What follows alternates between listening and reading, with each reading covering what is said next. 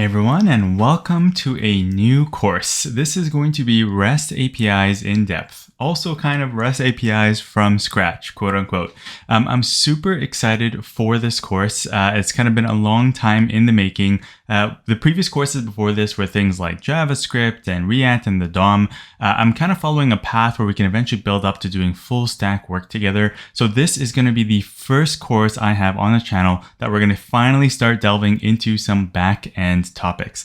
Now, I remember when I first started thinking about the backend and the front end and what the differences are, and I heard things like REST API, I was kind of like, what is that? Is that like a place to sleep? Like, what do we do with REST? Like, how does that all work? And why is it important? Why should I even care, right? So this course is really meant to get into the details of how actually REST APIs work and APIs in general when it comes to web servers work behind the scenes. I'm going to go through a whole bunch of stuff I have prepared for you. I just want to give you a bit of preamble so we're all on the same page and share a bit of the excitement that hopefully you can sense that I have for all of this. I just want to kind of share how you can go through learning a topic like this and really focus on the fundamentals so that you don't get distracted by a lot of kind of the terminology that gets thrown around, like different frameworks and different tools and the hip new thing for today. I hope that this content will remain kind of almost evergreen all the time so that you can always come back to something like this and rely on it for like factual basic information on the fundamentals of things like server architecture and differences between backend and front end and just APIs in general. So without further ado, let me actually get into the content for this so we can take a look at what we're going to learn together in this course. Okay, so to start, what is a RESTful API and like why should we care? Like what are we going to do with this idea of REST? So we're going to be building these REST APIs ourselves in this entire course. The entire course is set up to build all of the things that we need to eventually have a working REST API. And I'm going to get into the terminology for REST in a second. And I promise I'm not going to get too hung up on specific terms unless they're very important for our fundamental understanding of how computers work. So the goal of this course really is to build a REST API, again, I'll define that in a second, with no libraries and no dependencies. So that's almost true for the most part. And what I mean by that is we're not going to be importing like stuff off NPM or package managers and building stuff that's kind of like Express and things like that. We're going to be building things from scratch. I found that there's definitely a lack of content when it comes to this topic. And a lack of the focus on the fundamentals so that really you can actually go out and build whatever you want. So that's kind of the next point of this course, and something I really wanted to focus on is that the point of this course is to learn the fundamentals of networking and the fundamentals of servers. If you can understand the fundamentals of these topics, you will have confidence to be able to go in and work with just backend systems in general. That's kind of the idea of this course.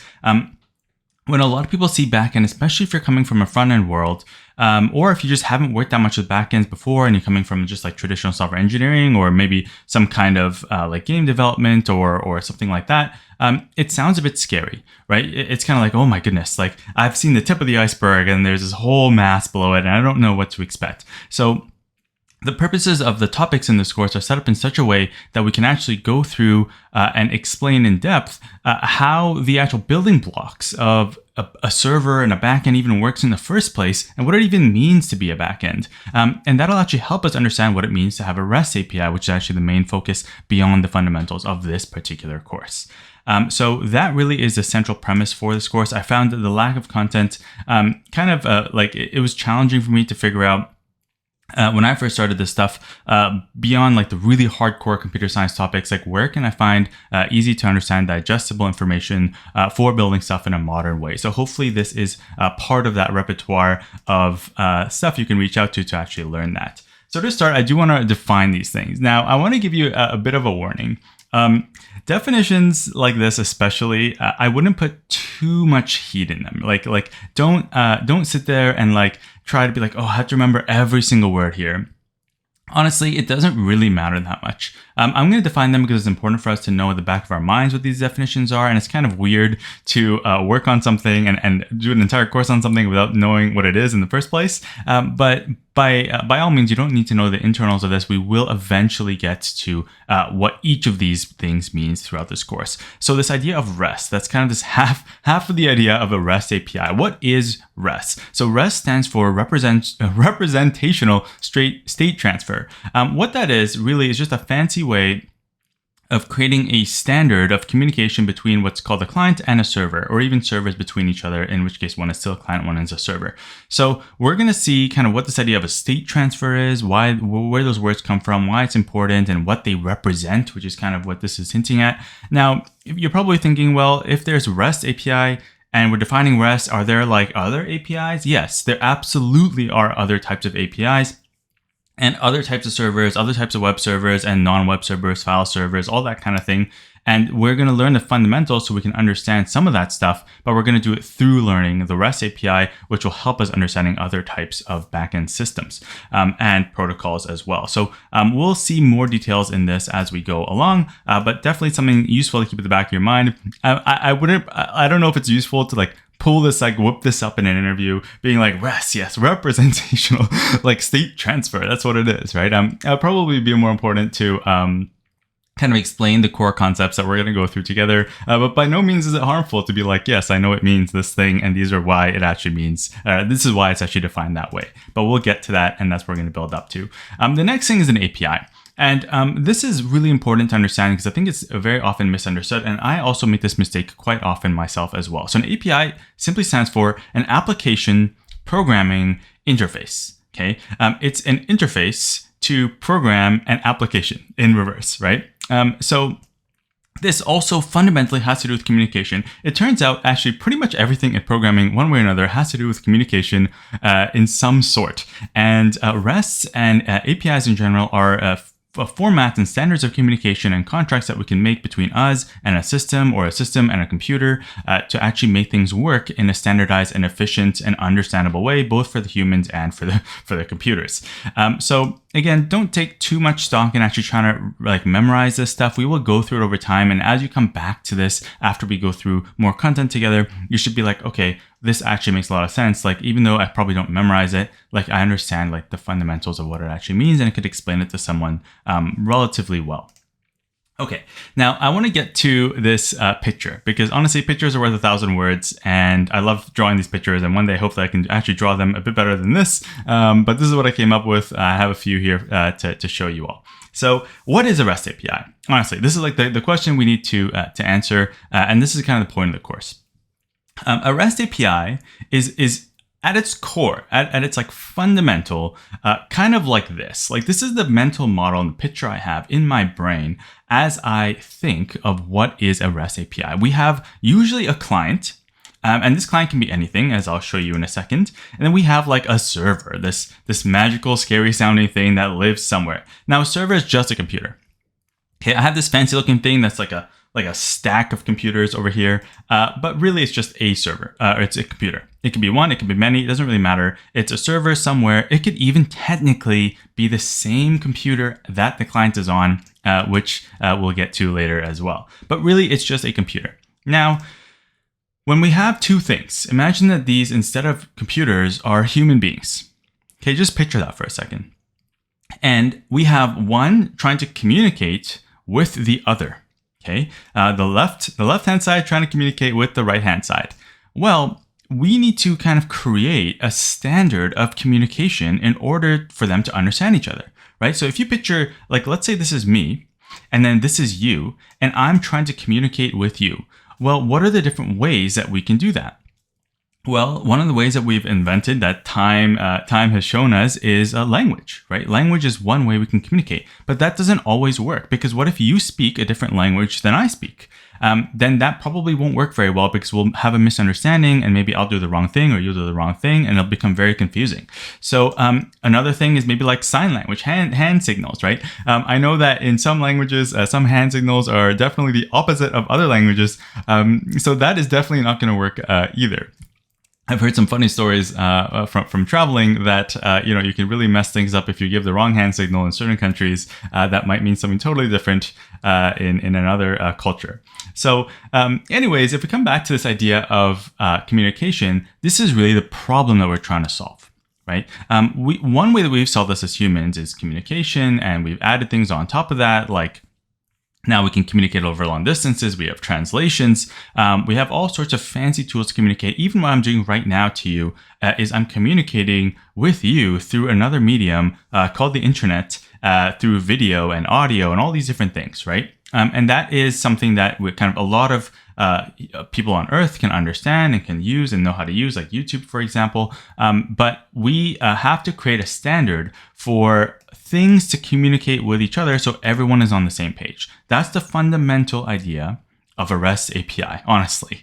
It is just a way for one computer to talk to another computer in a standardized way. That's all it is. That's it. Okay, course is over. That's it. We can all go home. But it turns out to do this is actually, I wouldn't say challenging, but there are a lot of things we have to keep in mind, hence the need for a course like this. And there are a lot of kind of things that can trip us up along the way and fundamental building blocks to actually get right. For example, in this case, I have a cloud here, which is kind of like signaling a network or the internet or something like that. And there are a lot of moving parts to actually get information from over here to over here and then back again in a standard and understandable way for both parties. Okay. Okay, so I have another photo here, and here I have an example of many different types of clients, right? So it might be a computer, it might be like a tablet or something, or your phone, laptop, whatever. It doesn't really matter. It could be your car, it could be your fridge. We're gonna have some client, and the server is going to still be there, and it's just a computer. Again, in this case, many computers, in case we have like a lot of traffic, like maybe we have millions of users, so we have to have more computers to handle those users. But what REST is a way to kind of define this contract or this interface, which I'm kind of demonstrating here, right? We can say, for example, words like, okay, get me a user, right? Or maybe get me a specific user, right? For example, or get me all the users. And then that server can kind of interpret that and deal with that message in a particular way, and then maybe send back a particular response. In this case, I'm sending back a format called JSON, which is a very common format to respond with for REST APIs, but by no means the only way. So we have a uniform interface for the request. Then we have usually a uniform interface for the response that we can define so that client can actually understand what we're sending back. So we have a question that's standardized, and then we have an answer that we can standardize so that everyone in the system knows what's going on, right? So if I add another client over here, I can easily get that client communicating over here with this server and then back again to that client, no matter what client you are. Okay, this is really the fundamental premise of a REST API. And I really want to harp on this and hammer this in because there's all these sorts of things that can come in to interfere with this basic idea of just communication, right? That's all it is. That's all a REST API is a standard of communication between systems. Okay, so when I say systems, I want to show you something. Look at this haphazard map of wires and who knows what I have over here. Here I'm demonstrating a bunch of computers. In this case, a lot of them are servers, for example. What that means is that maybe this is not like your laptop, maybe it's not your phone or desktop. This is a bunch of ethereal kind of servers living out in someone's warehouse, for example. A lot of companies have these data farms that they can, or server farms where they have a bunch of these stacked up, like Google and Microsoft and all these different companies have entire warehouses filled with these things. Now, one of the challenges is that these computers is really what they are. Need to communicate with each other, right? Just like this picture, just like this picture. This is the same picture, actually, if you think about it. There's no difference. I just rearranged a bunch of things and made the wires and arrows look more complicated, but it's the same thing, right? This is the same thing. This is a bunch of technologies and servers and computers, and they need to talk to each other and send messages across to each other. Maybe this one is saying, hey, someone has paid for this product, make sure that you process it correctly. And then this server maybe is like, oh, I see that that's been paid for correctly, so I have to make sure to update the inventory. Maybe it's over here. And then I have to actually do the shipping. Maybe it's over here. Like all these different things are things that we need to deal with when we're dealing with modern systems. And a lot of the time, but by no means is it the only solution, but REST is one solution, right? It's one way to actually communicate between these different servers. There are many different ways that are not REST that also might be better or worse depending on the types of problem that you're trying to solve. But REST is a nice way to kind of get started and ease into this idea of just communicating in an interface between different systems.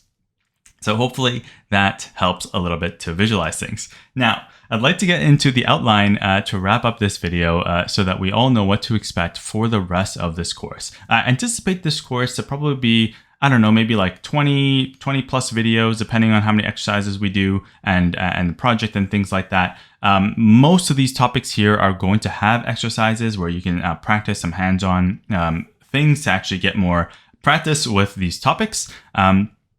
But a lot of these are just going to be, or some of these are actually just going to be like theory and practice. And I'll try to think of examples and practice exercises that you can do to get more hands-on work with these concepts. So that said, we're going to start with some setup. Then we're going to look at some really cool networking topics to actually get us a good base layer of kind of, Lego bricks to build with so that we actually know what's happening behind the scenes. What I've noticed is a lot of people like to jump straight into things like this over here, for example, right? With REST APIs, you might be like, let me create a, maybe like an Express server or a Python server, a Rust server, whatever it happens to be. And I'm just going to make requests and serve responses. Then I'm going to figure out the rest kind of thing as I go. Now, I'm going to start one layer deeper so that when you run into issues, doing that here, we actually know exactly what's going on for the most part. And we have a better intuition of when we look at pictures like this or pictures like this and this, you actually think like, okay, like these are the things that we can change around. There are other things in REST. In this case, there are other protocols, there are other, ports and all these different things that we need to deal with. And it's not as trivial as just setting up, like a get route, for example. So before I get too sidetracked, let's go through this outline. So we're going to do some setup in the next video together just to get our tools in order. And I'll demo the language and framework, or not framework, the kind of languages and tools that we're going to be using to build in this particular REST API course. Then we're going to go into the fundamental topics of networking and some computer science, like the domain name system, DNS, IP addresses, ports, what those all are. You might have seen those laying around, but not really sure what they mean. We're going to look at things like HTTP, the request response objects and their headers. We're going to look at protocols, which sounds kind of scary, and we make a lot of assumptions on this behind the scenes, but it's really important to understand how things like HTTP work, what the differences between the HTTP versions,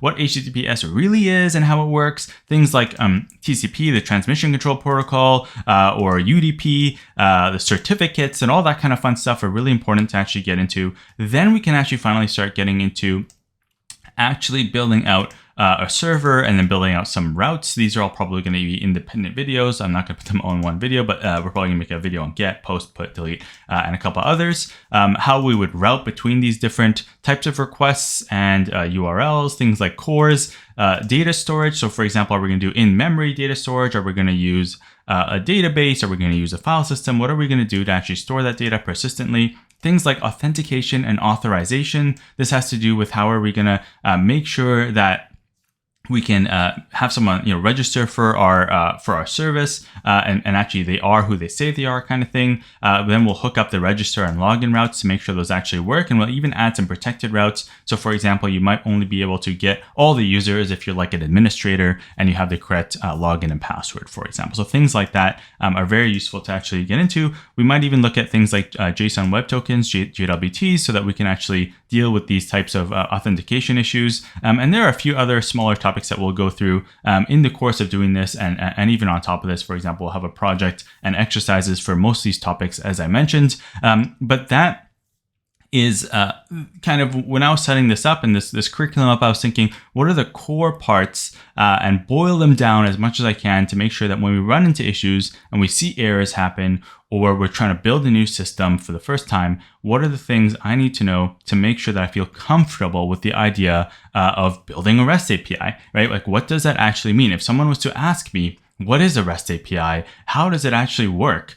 You could actually go through all these topics in your own way, and you could explain in quite a lot of depth everything from the networking layer all the way up to the actual application, and then things like the authentication and potentially databases, and then all the way back again.